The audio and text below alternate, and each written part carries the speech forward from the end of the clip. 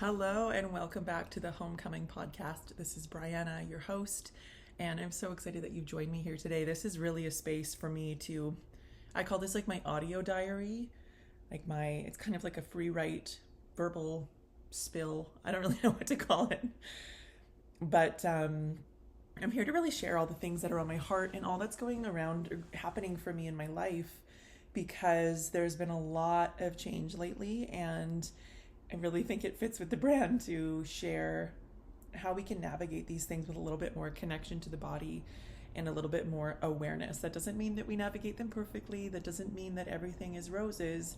That just means we have a more grounded sense of safety in the body that we can access a lot easier, and that we can truly kind of show up for ourselves. I've got this tiny little microphone that I'm laughing at because I'm holding it up to my mouth. We are filming this podcast today.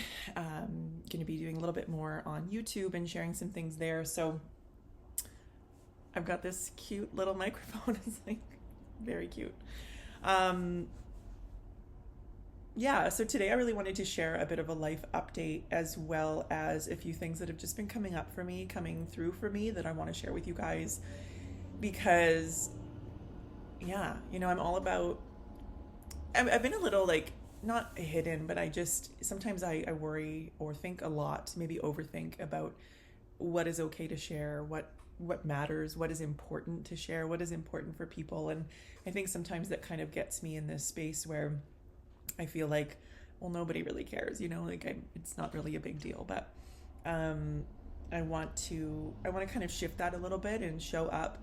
And I think in me doing that as well, for me personally, that's actually quite helpful. It allows me to kind of talk through things and hear myself say them out loud. And it just helps me process things a little bit that way as well. Kind of like when you're talking to a friend. And so anyway, I think I just want to dive right in and start with a bit of a life update. So many things have changed. My last podcast was about homeschooling, and since then I have actually enrolled my daughter into public kindergarten, which was absolutely not the plan. And there was a lot of resistance to that. There was a lot of it in my own body, and a lot of just a little bit of shame, a little bit of guilt, and just how could I have veered so far from the plan and what I thought my body wanted, what I thought I was really listening to. But it was interesting. I was coming up against a lot of resistance. Things just weren't panning out. Schedule-wise, things were weird. I wasn't able to fulfill tasks, and I was just something, maybe I need this space. But anyway, what truly led to us putting her in school was my husband and I decided to separate at the end of August. And that meant that logistically, me staying home full time in order to facilitate homeschool and just sort of live that life that I had been planning on for so long just was no longer a possibility. So really it came down to logistics. And in that time, it's only been 5 weeks or so, maybe not even 5 weeks. And in that time, so we've enrolled her in school. I'm staying in our apartment that we're living in. My husband has found another place not too far from here, and we're really just figuring out what the next steps are. And there's a lot of moving parts, a lot of emotions, a lot of ups and downs. Sometimes it feels really grounded and good, and sometimes it's what happened to my life? And sometimes it's it feels like we're exactly where we're meant to be. And so there's a lot of push and pull, and it's been a really big offering for me to kind of sink back deeper in my body, although things have picked up quite a bit too, because I'm doing a lot more here at Homecoming. We brought someone on to help us to help with the back end stuff. So we've got someone working full time behind the scenes, which I haven't had. And that means that I am now, I'm responsible to show up for this person, which is also really good for me. And it's this taking some navigation of how do I manage my time.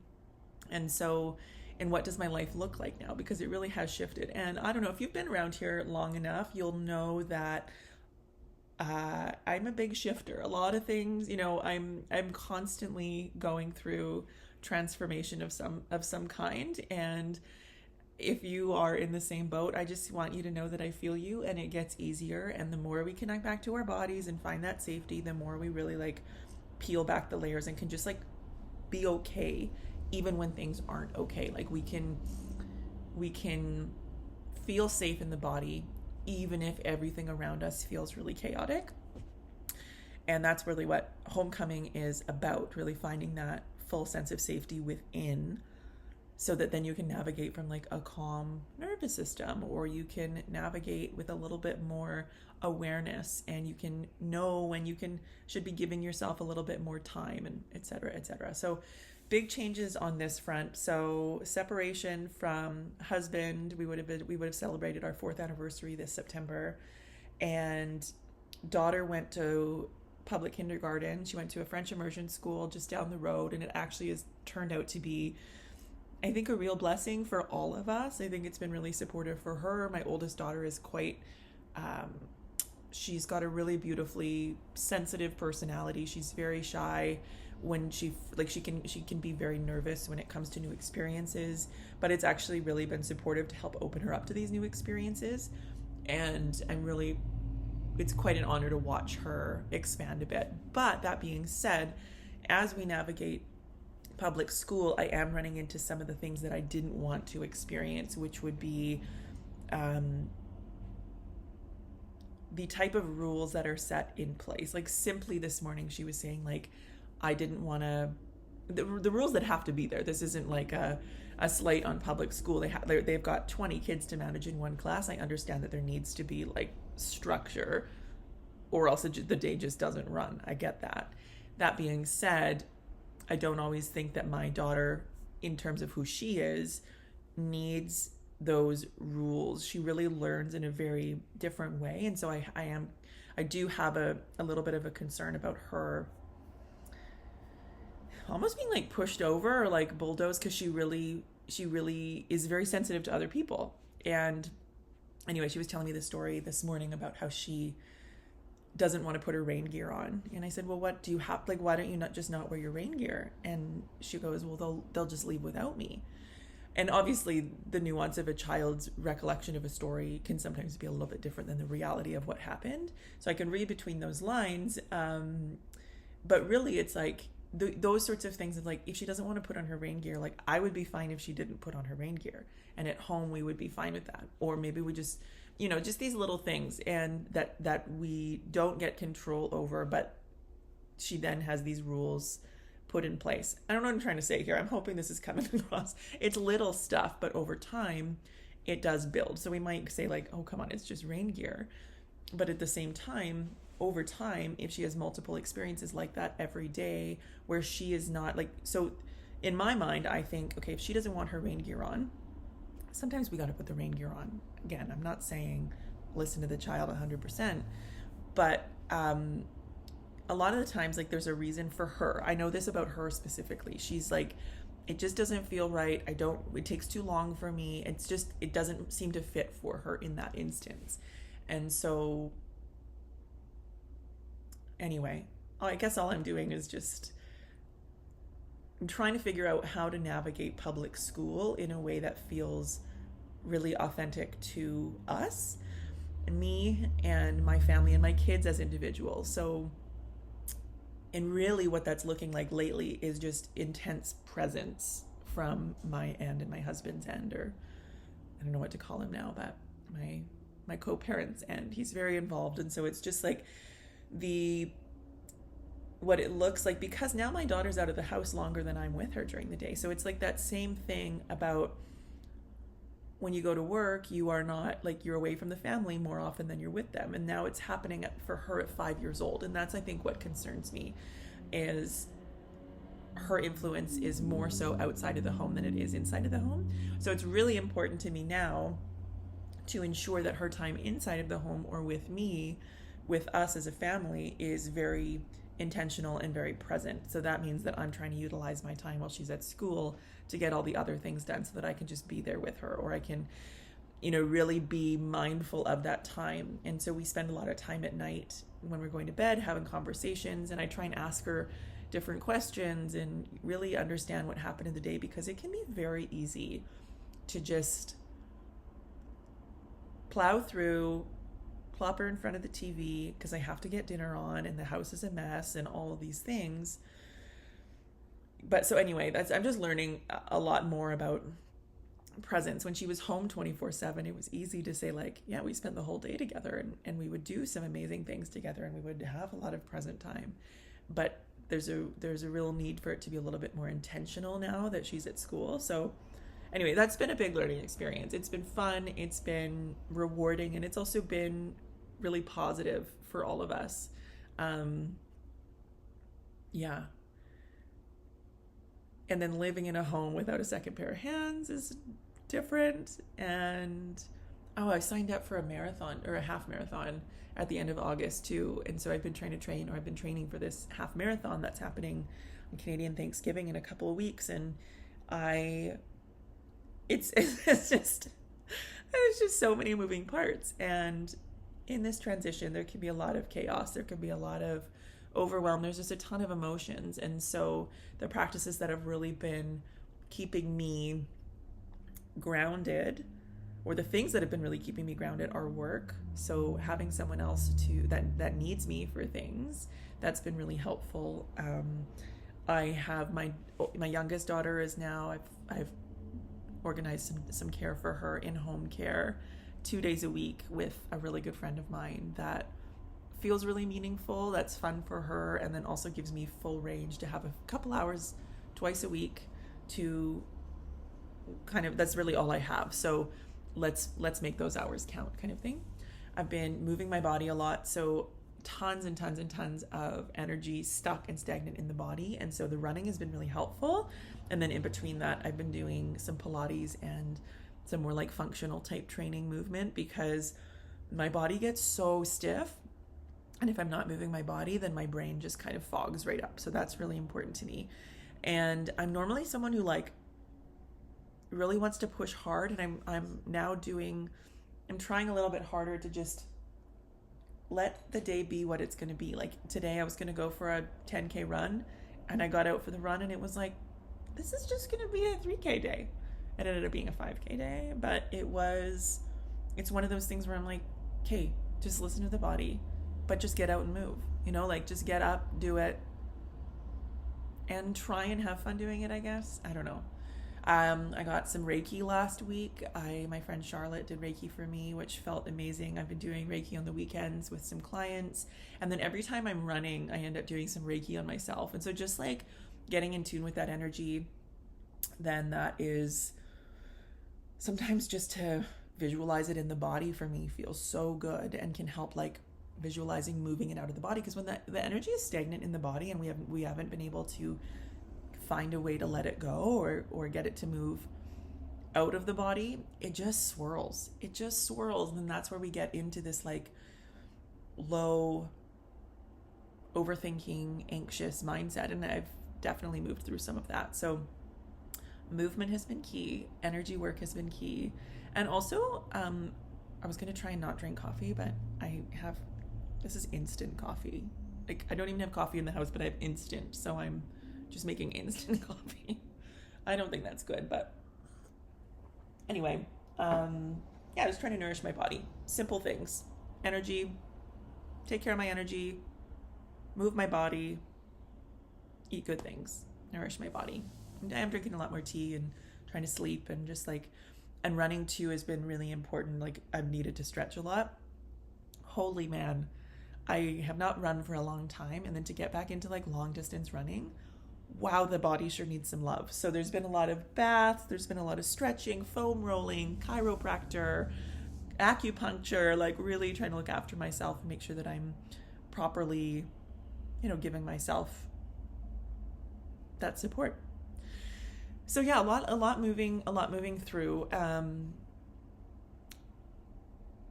It's been an interesting month, I'm also starting to become aware of I do a lot of like blocking of myself. I guess I like have these boundaries up for myself where it's almost like Kim Kardashian said it. She was like, I'm just okay. I'm really calm in situations. And I used to think that was my superpower. But my therapist told me that's a trauma response or something. I think that's what she said. And over this last little few weeks, I was like, I think I can totally relate to that because I can be very calm. I can be very grounded, or at least feel grounded. And I'm just like, yeah, we're going to be okay. We just keep going forward, one foot in front of the other. We got this. And then I was like, but am I truly feeling the things? Like, I just separated from my partner, like my husband of 4 years. I just separated from him, the father of my children. Where is that emotion? Where is that? My daughter, who I was going to have homeschool and had this whole plan figured out, is now in public school, which is where I didn't think I wanted her. So where is the sadness and the grief? Because there's got to be something there. So really working to not just like force those things out, but to just give myself the space and remind myself that if it's there, like, it's okay to let it come, let it go. So acknowledging where I'm at, I guess, and letting it be okay for those emotions to surface. And that is actually energy work as well. So it's all energy, baby. Oh, and we launched the Primal Pregnancy Method, which is essentially, it's an online course. It's a self-directed online course that we launched last week. Something I've been working on for a long time, and it's for pregnancy if you're really looking for a more intuitive approach to pregnancy. And I've created this 4-step method that's super easy, and it's really about all this stuff that we talk about here, but it helps guide you through it in a little bit more linear way, and touches on energy work, touches on acknowledgement, touches on creating your own version. And I'm really excited about that. Like this is what I wanted to create all along. This is what we launched Homecoming for. And then as you kind of really, it will help set you up for your entrance into motherhood, which is literally what I think will change the world. Anyway, and thinking about that too. So I was talking about energy work with a client a couple weeks ago, and she came in and she experiences pretty intense endometriosis. And she was having a flare up. Actually, my last 3 clients experienced endometriosis. My sister experienced endometriosis and infertility and so many struggles and issues. And I was working with them, and I now have this theory that so many of the things that we deal with as women from a reproductive standpoint. So there's so many of us experiencing fertility issues. There's so many of us experiencing endometriosis and PCOS and fibroids and cysts and painful periods and total premenstrual syndrome, and like just so much grief in the body. Like it feels like so much grief and anger and sadness. And then when those things are not able to be moved out of the body with intention or just with like acknowledgement or energy work or whatever you want to do, it really just involves us connecting back to the body and like listening to our feminine, female, primal body and doing what it's asking us to do. Because for so long we have been pushing through, living in a man's world, not acknowledging our cycles, exercising through our bleeds, going to the doctor, getting pap smears that are invasive and the body isn't ready for it. So the primal body kind of tenses up, and we get that bracing, we get that tension, and that's when you kind of like lock that energy in there. And there's so much that happens in the womb space that we don't acknowledge. Like if you've ever been pregnant, or I've talked to so many people who just like feel numb, like there's a numbness to their vulva and their womb space. Like it's almost like it doesn't exist. You're very like dissociated from it, or disassociated. I'm not sure if I said that right. And I heard that a lot when a close friend of mine was pregnant, of just like, I don't even want to go there. I don't even want to know what's going on. I don't want to look. Like I'm just not going to go there, which I can relate to. Like that's something that I experienced specifically in my first pregnancy too. You're kind of like disconnected from that part of your body. Anyway, I'm going on a tangent here, but what I really wanted to say is that I think my theory is that a lot of these issues that we deal with are due to stagnant energy. And if that feels oversimplified, what that means again is really like all of our trauma is stored in the body. Big T trauma, little t trauma, it's stored in the body. And if we are not connected to the body in a way that allows us to see where the tension is held, or allows us to feel where we could release, like if we're not connected to the body, I mean, as simple as that, if we're not connected to our bodies and feel like a sense of grounding, then it's likely that we're feeling tension. We've got stuck, stagnant, or just like sticky energy in the body that can't move, because we have all these like energetic pathways. Energy wants to move into the body, through the body, and then out of the body. And again, energy comes in any experience you have, physical, emotional, mental, all of that, like everything is energy. My quilt from my grandma, that's energy. Like, it's like, so we really are primal creatures, primal beings, that if we're not doing that metaphorical, shake after a dog fight, then that trauma lives in your body. And so part of connecting to the body, just that act of learning to connect to the body through like reconnecting to your menstrual cycle, or starting to get in line with your cycles, or if you're pregnant, then truly leaning into that intuitive nature, that energetic space, that is energy work in and of itself. So I don't want to make it sound complicated, but I do want to say that I think our generation is finally waking up to the fact that we've been done dirty. Like, we have been done dirty. It is not up for discussion. We have been done dirty, and we do not know our bodies. We never were taught our bodies. And not just like the biological, like, here's your spine, this is your skeletal system, blah, blah. Not just that grade 9 biology. I'm talking about like the primal body and what is happening when we get our period. What is happening on a spiritual level, an emotional level. What is happening as we move through puberty, as we leave the home, as we get into relationships with other people, as we start to navigate the world, as we have sex, as we get pregnant, as we go through menopause. Like, if we're not honoring these like super primal and innate things, then we're disconnected from our bodies. Like, it's most likely true. And in my energy practice anyway, like it's so common for the womb space, the throat, self-expression, and the heart space to be just blocked or dark or turned off, because we are disassociating from our bodies.